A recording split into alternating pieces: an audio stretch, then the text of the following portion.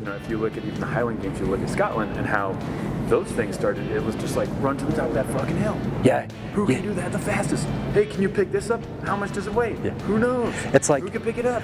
What can you do today that is going to make you a champion for 24 hours? And no matter how mundane your life was that day, you amongst your peers are like, yeah, that's Dave. He's the staple champion today. He threw it 15 meters in the air. And Dave's like, I'm a fucking champion, right? And he has that moment of awesome. And then the next day they do it all over again.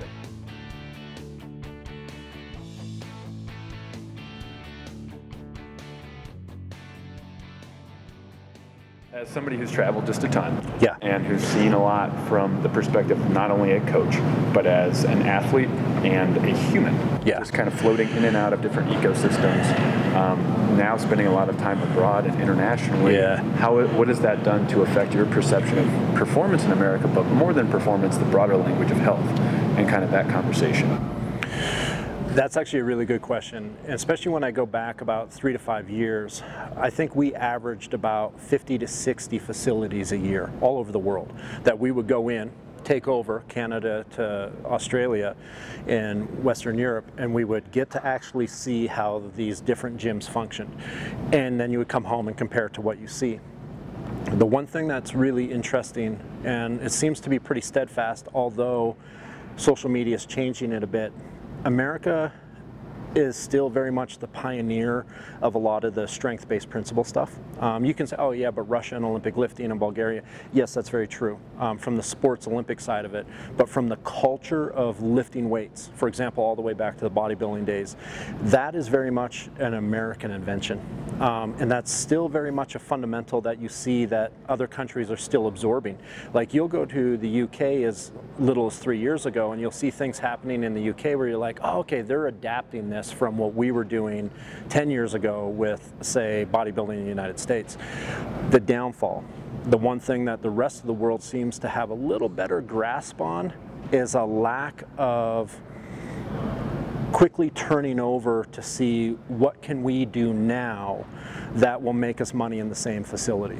So the principles of strength and conditioning, the way that we've always looked at it, to make someone look better, and that no matter where you go in the world, that is the fundamental. It doesn't matter if it's CrossFit, it doesn't matter if it's UP Fitness in the UK, which is now spread out, it doesn't matter where you are in the world, it doesn't matter if you're in Saudi Arabia in a men's only gym. They are there to try to look better.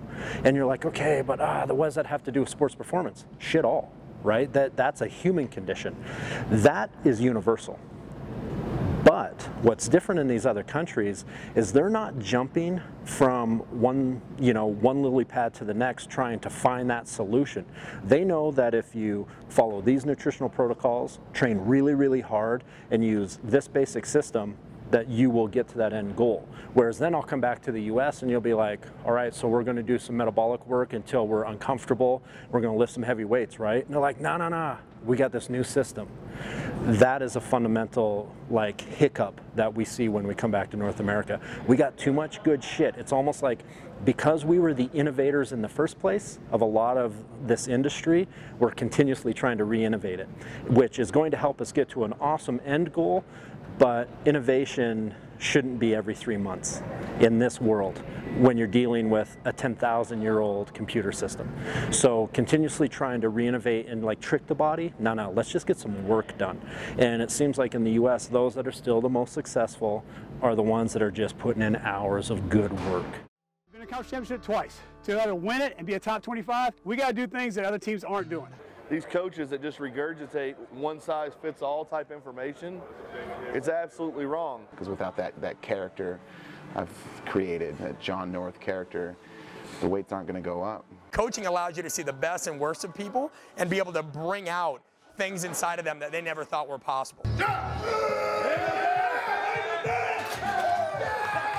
Lead with your shoulders, not your hips.